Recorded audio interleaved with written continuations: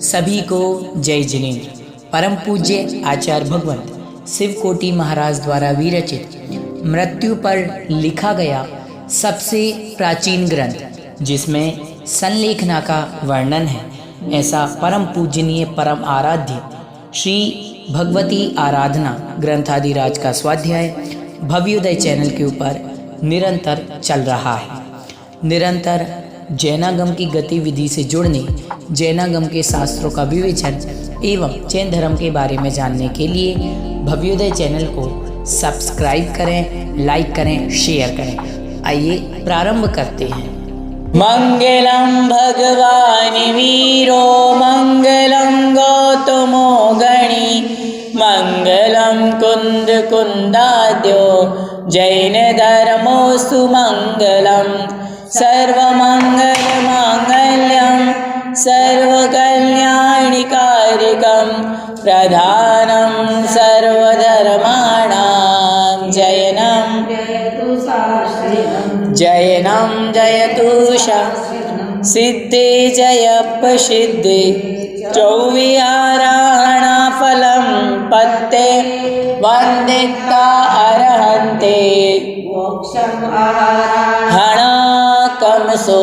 जय बोले देवादिदेव एक राशि आदिनाथ भगवान की, आचार्य भगवंत शिवकोटि मुनि महाराज की, संत शिरोमणि गुरुवर विद्यासागर जी महाराज की, परम पूज्य मुनि पुंगव सुधा सागर जी महाराज की, भगवती आराधना ग्रंथादिराज की।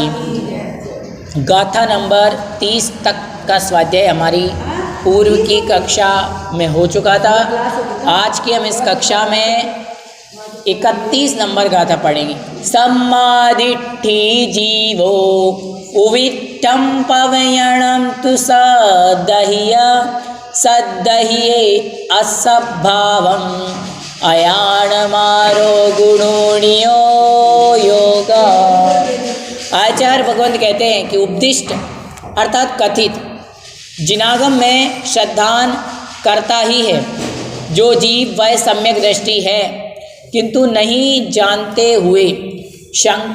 जानते हुए गुरु के नियोग से असत्य भी अर्थ का श्रद्धान करता है।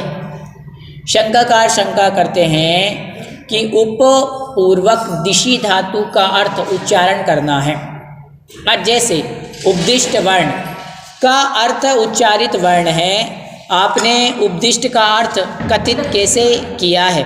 समाधान, आपका कथन सत्य है, किंतु समुच्चारण अर्थ क्रिया वाली धातु उसी अर्थ में है, अन्य अर्थ में नहीं है। इससे हम कोई निबंधन नहीं देखते। जैसे गौ दोहता है इत्यादि वाक्यों में गौ शब्द का प्रयोग गल कंबल वाले पशु के अर्थ में देखा जाता है। फिर भी गौ शब्द वाणी आदि अर्थों में भी देखा जाता है। इसी प्रकार यहाँ भी क्यों नहीं स्वीकार करते? उपदिष्ट को नहीं जानता इत्यादि में कथित अर्थ की प्रतीति होती है, उसे कैसे छोड़ा जा सकता है? शब्द का अर्थ उसके प्रयोग से जाना जाता है। जिसके द्वारा अथवा जीवादि पदार्थ कहे हैं वह प्रवचन है, उसका अर्थ जिनागम है। प्रवचन में प्र का अर्थ प्रकृष्ट है, प्रत्यक्ष और अनुमान प्रमाण से अविरुद्ध और वस्तु के यथार्थ स्वरूप का अनुसारी होना वचन की प्रकृष्टता है। यह पहले कहा है कि साहचर्य से प्रवचन द्वारा कहे गए अर्थ को भी प्रवचन कहते हैं। तू शब्द का अर्थ ही है, उससे क्रियापद के आगे रखना चाहिए। अतः जो व्याख्यात जैन मत जैनागम के अर्थ का श्रद्धान करता ही है, वह सम्यक दृष्टि शब्द के द्वारा कहा जाता है। इस प्रकार दिखलाया गया है, गुरु अर्थात व्याख्याता के लिए नियोग से इसका अर्थ है, ऐसा कहने से श्रोता इस वचन द्वारा नियुक्त किया जाता है, इसलिए उसे नियोग कहा है। गुरु ने विपरीत कथन किया है, यह जानते हुए भी असत्य भी अर्थ का श्रद्धान करता है। सर्वज्ञ द्वारा प्रणीत आगम का अर्थ आचार्य परंपरा से जो ठीक ठीक सुना और अवधारित किया है, वही आचार्य ने मुझे कहा, इस प्रकार सर्वज्ञ की आज्ञा में रुचि है और आज्ञा में रुचि होने से सम्यक दृष्टि ही है, उक्त कथन का भाव है। आचार्य भगवंत कह रहे हैं, कहने का तात्पर्य ये है कि जिनेंद्र भगवान ने जो वचन कहे वो तो आपने देखा नहीं कि भगवान ने क्या कहा। आप साक्षात तो हम उस समय नहीं थे ना, अभी तो हमारे समय में कोई भगवान हुए नहीं, परंतु आचार्य भगवंत ने जो जिनवाणी में लिखा है, जैसे कि आचार्य शिवकोटि मुनि महाराज ने जो जिनवाणी में लिखा है वह एक एक शब्द तीर्थंकर भगवान के द्वारा कहा गया। और जब तीर्थंकर भगवान के द्वारा कहा गया और उसे आचार्य भगवंतों ने जिनवाणी में लिखा, इसलिए मुझे उनके वचनों पर क्या है, बिल्कुल यथार्थ श्रद्धान है। और जब यथार्थ उन वचनों के ऊपर श्रद्धान है, मतलब उसकी जिनेंद्र भगवान में रुचि है, जैन धर्म में रुचि है, और जब उसकी रुचि है तो वो कौन हो गया, सम्यक दृष्टि। कौन हो गया वो, सम्यक दृष्टि। तो कहने का तात्पर्य कौन है, जो जिनेंद्र भगवान के वचनों पर श्रद्धा रखता है, जिनेंद्र भगवान ने जो जैनागम में कहा उनकी बातों पर अटूट विश्वास करता है, वही क्या कहलाता है, सम्यक दृष्टि कहलाता है। क्या वह इस प्रकार विपरीत श्रद्धा करते हुए भी सर्वदा सम्यक दृष्टि ही रहता है, इसका उत्तर देते हैं कि नहीं। आचार्य भगवंत कह रहे हैं, यदि कोई विपरीत श्रद्धान करे तो क्या वो सम्यक दृष्टि कहलाएगा या वो सम्यक दृष्टि रहता ही है। मान लो आचार्य भगवंत ने कुछ और बताया और वो कोई विपरीत समझ लेवे, गलत समझ लेवे, कुछ उसकी समझ में ना आए, या वो सन्मार्ग से च्युत होकर के मिथ्या मार्ग की ओर चला जाए। तो आगे गाथा नंबर 32 में कहते हैं, सुत्तादोतं सम्मं दर्शिजन्तं सदान सदहदि सोचेव हवैमिच्छा दिट्टि जीवो तदोपहुधि। 33 नंबर भी, सुत्तं गणधर गतिदं तहेव पत्तेय बुद्ध कहियं च सुध केवलिना कहियं अविण्णदस्पुबिगधीधं च।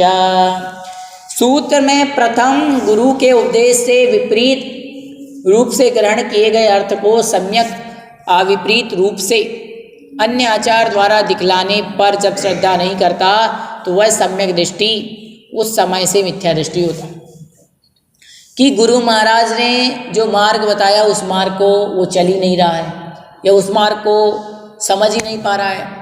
और उसी समय से कोई मान लो पहले सम्यक दृष्टि था और फिर मिथ्या मार्ग में आ जाए तो मिथ्या दृष्टि हो जाए तुरंत।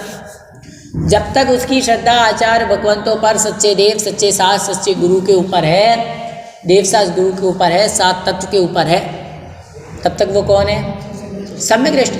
अब औपसमिक सम्यक तो यही है ना कि उसके सात प्रकृतियों का उपशम हो गया तो औपसमिक सम्यक हो गया, लेकिन वो उदय में तो अपना समय काल पाकर के उदय में तो आ सकती कि नहीं आ सकती। तो वही यहाँ पर बतला रहे हैं कि प्रथम गुरु के निर्देश से विपरीत अर्थ का श्रद्धान करने वाले उस सम्यक दृष्टि को जब कोई दूसरे आचार्य गणधर आदि द्वारा रचे गए शास्त्र आगम का प्रमाण का आश्रय लेकर यथार्थ अर्थ बतलावे और वह उस पर श्रद्धा न करके अपने विपरीत अर्थ को ठीक समझे तो संदेह रहित अन्य शास्त्रों में दिखलाए गए अर्थ पर श्रद्धा न करने के समय से लेकर वह मिथ्या दृष्टि होता है, क्योंकि आप्त की आज्ञा का श्रद्धा नहीं करता, वस्तु के यथार्थ स्वरूप की उसे श्रद्धा नहीं है। कह रहे जो भगवान के वचन हैं, भगवान ने जो वचन कहे, जो व्यक्ति उसकी श्रद्धा नहीं करता उसी क्षण से वो कौन है, मिथ्या दृष्टि। अब भगवान की वाणी यही तो है, तीर्थंकर 24 होते हैं, 7 तत्व होते हैं, 8 कर्म होते हैं, 9 पदार्थ होते हैं। अब ये भगवान की दिव्य देशना को कोई माने ही ना तो क्या मतलब। हमारे आचार्य भगवंतों ने मार्ग उत्कृष्ट ही बताया है। पहले उन्होंने उत्कृष्ट मार्ग बताया है, और उत्कृष्ट मार्ग है मुनि मार्ग, मोक्ष मार्ग।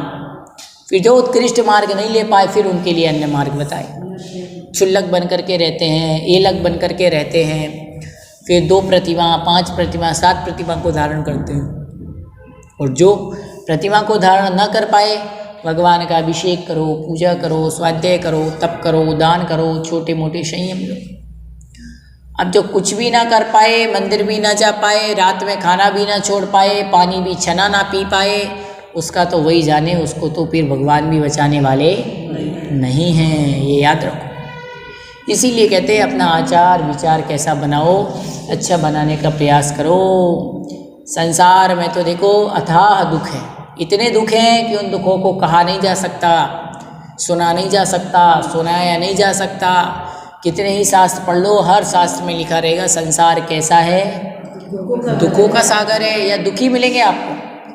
संसार से आप अपेक्षाएं रखोगे तो दुखी मिलने वाले हैं, क्योंकि सुख हमें कोई नहीं देता, सुख आपको देने वाला ही कोई नहीं है। क्यों?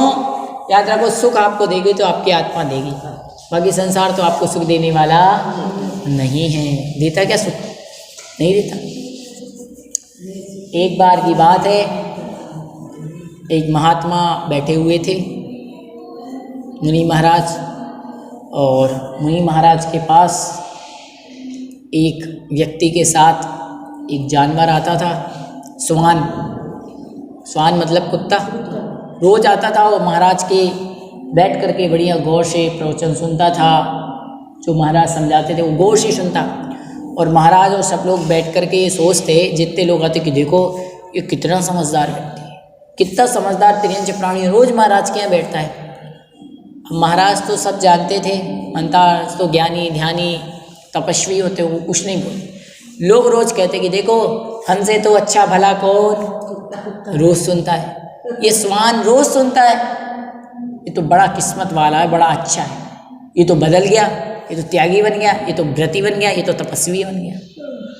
रोज रोज जैसे 1 दिन 2 दिन 3 दिन 4 दिन 5 दिन 7 दिन 10 दिन 15 दिन 20 दिन निकल गए, महीना भर निकल गए।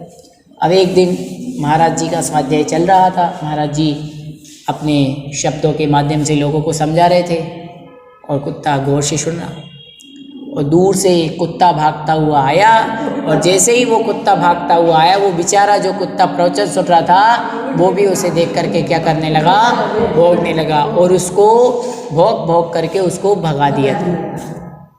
कहने का तात्पर्य है संसारी जीव की प्रवृत्ति इतनी जल्दी बदलने वाली नहीं। स्वान का काम क्या होता है, वो कुत्ता एक बार यदि जहाँ पे रहे, उसकी कॉलोनी में उसकी नगर में कोई दूसरा आ जाए तो उसको भौंक भौंक के भगा देगा, उसको रहने नहीं देंगे। ऐसे ही हम हैं, हमारे मन में भी क्या होता है, ऐसे ही हम लोग हैं। मालूम, संसारी प्राणी भी ऐसा ही है। एक कुर्सी पकड़ ली, अब कोई दूसरा मुख्यमंत्री ना बन पाए, कोई दूसरा प्रधानमंत्री ना बन पाए, कोई दूसरा विधायक ना बन पाए, है कोई दूसरा अध्यक्ष ना बने, कोई दूसरी मंत्री ना बने। अब एक बात बताओ, ये पद संसार के कभी शाश्वत रहे हैं क्या? बताओ, लोभ मोह ये छोड़ना पड़ता है। कुर्सी का मोह नहीं छूटता, सड़ी सी गाड़ी है, बेकार सी गाड़ी, वो गाड़ी नहीं छूटती। कई पुराने लोग तो ऐसे होते थे जो साल वाल फट गई, पुरानी हो गई, उसको भी नहीं फेंकते थे। बोले हम तो इनका क्या बना लेंगे, मुफलर बना लेंगे। मुफलर भी बना लिया, 2 मुफलर बना लिए, सॉल फटा, और मुफलर भी फट गया। बोले इसके हम हाथ पोंछ बना लेंगे, इसका कुछ बना लेंगे, रुमाल बना लेंगे, फिर वो भी फट गया।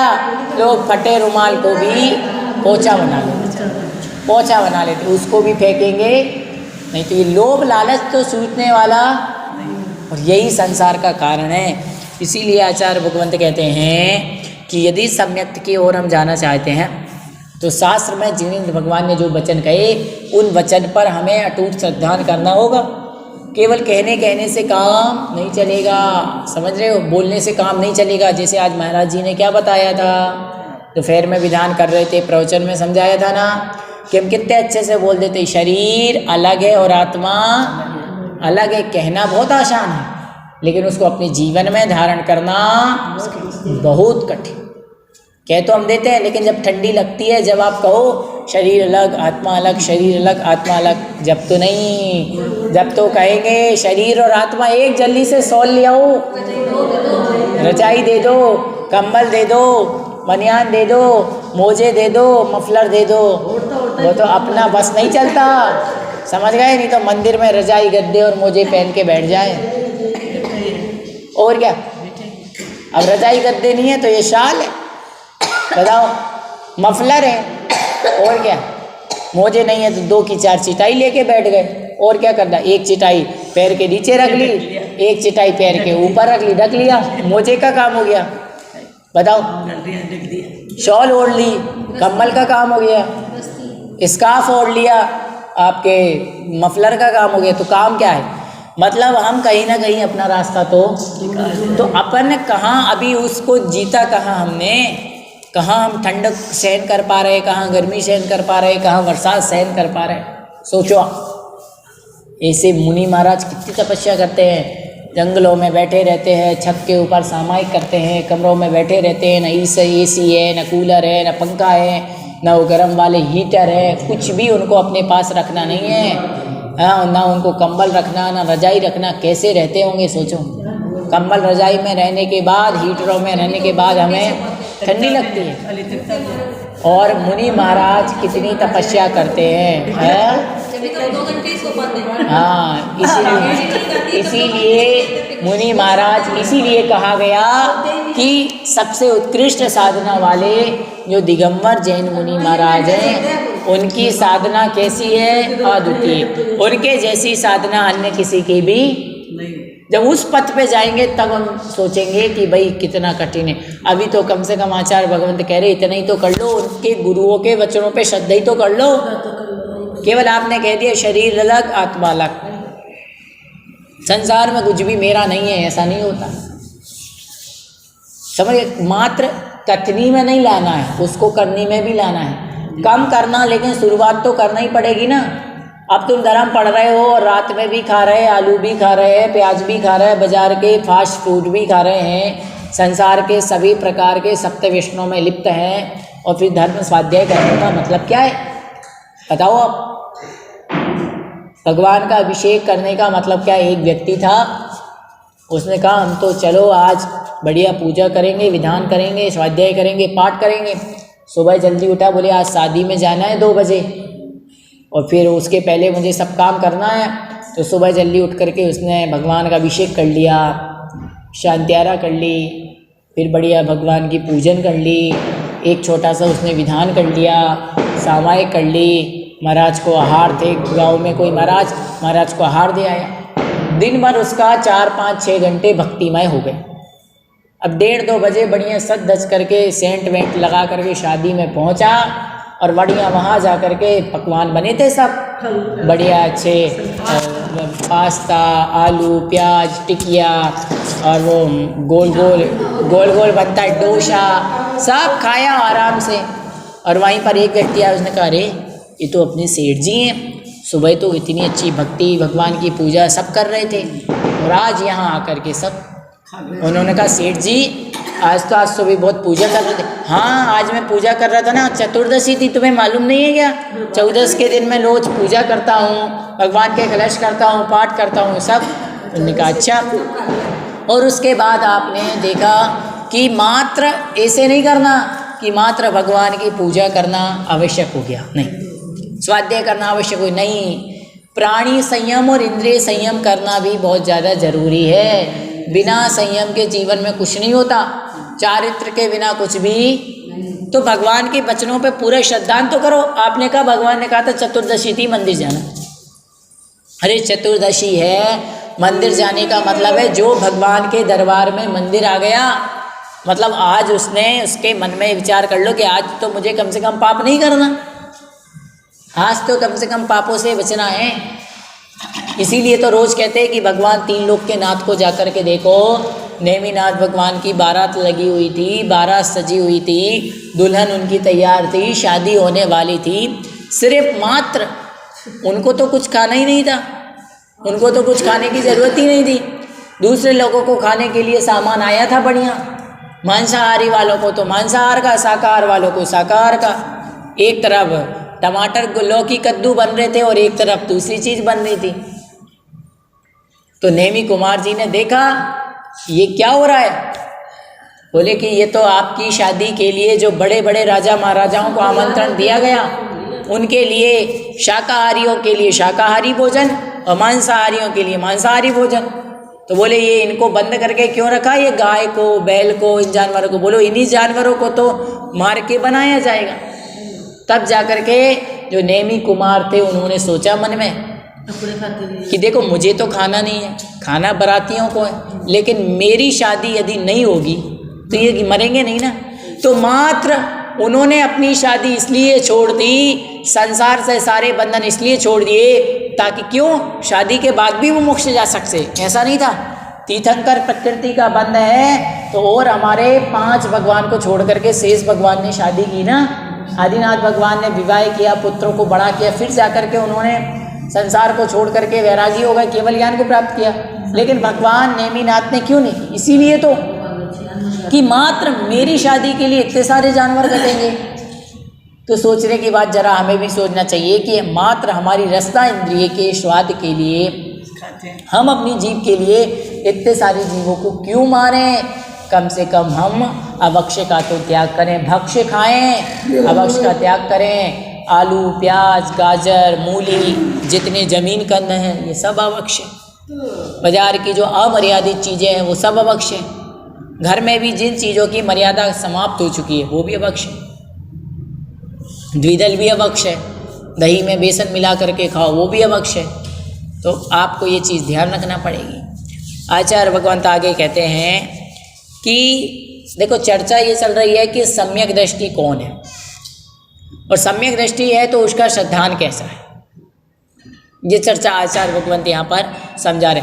और जिसको भगवान के वचनों में श्रद्धा नहीं है वो कौन है? मिथ्या दृष्टि है। अब आचार्य भगवंत आगे कहते हैं कि ऊपर सूत्र से सम्यक दिखलाने पर ऐसा कहा तो किसके द्वारा रचित सूत्र प्रमाण होते हैं, यह कहते हैं। तो आचार्य भगवंत कहते हैं कि जो गणधरों द्वारा रचा गया, प्रत्येक बुद्ध द्वारा कहा हुआ या शुद्ध केवलियों के द्वारा कहा गया, अभिन्न 10 पूर्वी द्वारा रचा गया, वह जो सूत्र है वही तो सूत्र आचार्य भगवंत ने सम्यक कहा कि किस पर श्रद्धान करें। तो आचार्य भगवंत ने बतलाया कि जो जिनेंद्र भगवान के द्वारा कहे गए वचन हैं या गणधरों द्वारा कहे गए वचन हैं, शुद्ध केवलियों द्वारा कहे गए वचन हैं, या अभिन्न 10 पूर्वी द्वारा रचा गया हो, वही तो क्या कहलाता है? आगम कहलाता है। ऐसे आपके और मेरे वचन थोड़ी आगम हो जाएंगे। जो 3 लोकों के नाथ महावीर भगवान की दिव्य देशना है, महावीर भगवान से राजा श्रेणिक ने कितने प्रश्न पूछे थे? 60,000। तो 60,000 जो प्रश्न पूछे गए वही तो क्या कहलाते हैं? आगम कहलाते हैं। अब आगे कहते हैं कि गण शब्द से 12 गण कहे जाते हैं, जो उन्हें धारण करते हैं वे गणधर कहलाते हैं। अर्थात दुर्गति के मार्ग पर चलते हुए गणों को रत्नत्रय के उपदेश द्वारा धारण करते हैं, वे सम्यक दर्शन आदि में स्थापित करते हैं। वे गणधर 7 प्रकार की रिद्धियों को प्राप्त होते हैं। कहा है बुद्धि रिद्धि, तप रिद्धि, विक्रिया रिद्धि, औषधि रिद्धि, रस रिद्धि, बल रिद्धि, अक्षीण रिद्धि। ये 7 प्रकार की रिद्धियों को प्राप्त गणधर देव होते हैं, उन्हें नमस्कार हो। वे गणधर केवलियों द्वारा उपदिष्ट अर्थ को ग्रंथ रूप में गूंथते हैं। गणधरों का काम क्या होता है? गणधरों का काम होता है जिनेंद्र भगवान ने जो शब्द कहे, उनने जो वाणी कही, उनको ग्रंथ रूप में गूंथना। कहते ना, तीर्थंकर की ध्वनि गणधर ने सुनी, अंग रचे चुनि ज्ञानमयी सो जिनवर मानी, नानी त्रिभुवन मानी पूज वही। गणधरों द्वारा गुंथित अर्थात ग्रंथों के रूप में उसको, जो गणधर होते हैं उनका वही काम होता है। और फिर वो मुनिराज को बताते हैं, तो मुनिराज ऐसे हमारे लिए ऐसे ग्रंथ लिख करके जाते हैं, क्योंकि भगवान महावीर ने तो बहुत सारे प्रश्न लिखे, इतने सारे उन्होंने प्रश्नों के उत्तर दिए। राजा श्रेणिक ने जो प्रश्न पूछे कि हमारा जीवन समाप्त हो जाएगा, लेकिन वो ज्ञान कभी भी समाप्त होने वाला नहीं। इतना है, आप पढ़ नहीं पाएंगे अपने जीवन में। आप और हम स्वाध्याय करेंगे, कितने ग्रंथ पढ़ रहे मालूम? 50-100। याद रखो, जिनागम इतना है कि हम पूरा नहीं पढ़ सकते। तो कहा अरहंत अर्थ को कहते हैं और उसके गणधर उसे ग्रंथ का रूप देते हैं। शुद्ध ज्ञानावरण के शैवसम से परोपदेश के बिना जो ज्ञानातिशय को प्राप्त होते हैं वे प्रत्येक बुद्ध हैं। जो समस्त श्रुत के धारी होते हैं वे श्रुत केवली हैं। 10 पूर्वों का अध्ययन करने वाले 10वें पूर्व विद्यानुपाद में स्थित अंगुष्ठ, टसेना आदि क्षुल्लक विद्याएं और प्रज्ञप्ति आदि महाविद्याएं आकर अपना रूप दिखाकर और अपनी शक्ति कहकर सामने खड़ी होकर निवेदन करती हैं कि हमारे योग्य कार्य बताएं। उनके वचन सुनकर जो कहते हैं कि हमें आपसे कोई काम नहीं है, वे अचल चित्त वाले अभिन्न 10 पूर्वी हैं। और इनमें से जो एक के द्वारा रचा गया किसी भी एक के द्वारा रचा गया सूत्र प्रमाण है। कह रहे हैं कि केवल ज्ञान रूप अथवा श्रुत ज्ञान रूप प्रमाण के द्वारा गृहीत अर्थ को राग द्वेष से रहित होकर कहते हैं, इसलिए उनके वचन प्रमाण हैं। और जो वचन प्रमाण द्वारा देखे गए अर्थ को कहते हैं और राग द्वेष से रहित वक्ता से उत्पन्न होते हैं वे प्रमाण हैं।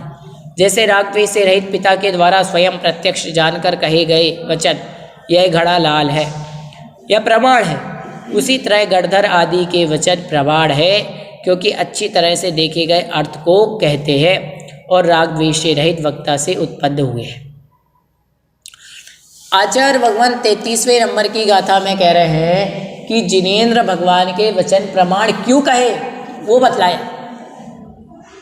आपको जो वे शब्द सुधारा उसको प्रमाणिक क्यों मार रहे हैं? क्योंकि वो 3 लोकों के नाथ ने कहा है और 3 लोक के नाथ केवल ज्ञानी है, सब कुछ जानने वाले हैं। तो एक बात तो निश्चित है कि वो जो बात कहेंगे वो क्या है? प्रमाण। और फिर उन्होंने जो बात कही उसी को तो गणधरों ने क्या किया? झेला, गूंथित किया, दूसरे को थोड़ी किया। और फिर जो उन्होंने मुनिराजों को समझाया बतलाया वही मुनिराजों ने शास्त्रों में लिखा, और जो उन्होंने शास्त्रों में लिखा उसको ही हम क्या कर रहे हैं? अध्ययन अध्यापन कर रहे हैं, पढ़ रहे हैं। इसीलिए उन वचनों को आचार्य भगवंत ने क्या कहा कि आगम कहा, क्योंकि वो राग और द्वेष से रहित हैं। भगवान जब संसार में उपदेश देते हैं तो उनके मन में किसी भी प्रकार का राग द्वेष नहीं होता। भगवान ये नहीं सोचते कि ये तो मेरा भक्त है तो इसको अच्छा उपदेश देना है, और ये मेरा भक्त नहीं है तो इसको अच्छा उपदेश नहीं देना। ऐसा करते हैं क्या? जब साधु संत महाराज भी आप देखेंगे कि जब भगवान महावीर स्वामी का समूह शरण लगा था तो भगवान महावीर स्वामी के समूह शरण में सब जाते थे। गाय जाती थी, त्रियंच जाता था, शेर जाता था, सब जाते थे। जैन, अजैन, भील, ब्राह्मण सब जाते थे। और कभी भी भगवान उनको भिन्नता से उपदेश नहीं देते थे, सबको एक ही उपदेश दिया, जियो और जीते दो। दिया कि नहीं दिया? इसलिए जो हमारे सच्चे जिनेंद्र भगवान होते हैं उनके द्वारा जो वचन कहे गए हैं वही क्या है? सही है। और उन वचन पर जो श्रद्धान करने वाला है वही कौन है? सम्यक दृष्टि है। तो आ गया आज की कक्षा में हमने ये जाना कि जो भगवान के वचनों पर श्रद्धा करता है भगवान कौन? 18 दोषों से रहित, वीतराग, सर्वगीतोपदेशी। उनके जो वचन हैं, गणधरों ने जो वचन कहे वही वचन क्या है? प्रमाण है। और जो उन वचनों को अपने जीवन में धारण कर लेता है, उन्हीं वचनों को जो सूत्र बना लेता है वही सम्यक दृष्टि जीव है। आज के जिनवाणी स्तुति। शास्त्र पठन में मेरे द्वारा यदि जो कहीं कहीं प्रमाद से कुछ अर्थ वाक्य पद मात्रा छूट गई, सरस्वती मेरी उस त्रुटि को कृपया क्षमा करें और मुझे कैवल्य धाम में मां विलंब धरें। जय बोलिए आचार्य भगवंत शिव कोटि मुनि महाराज।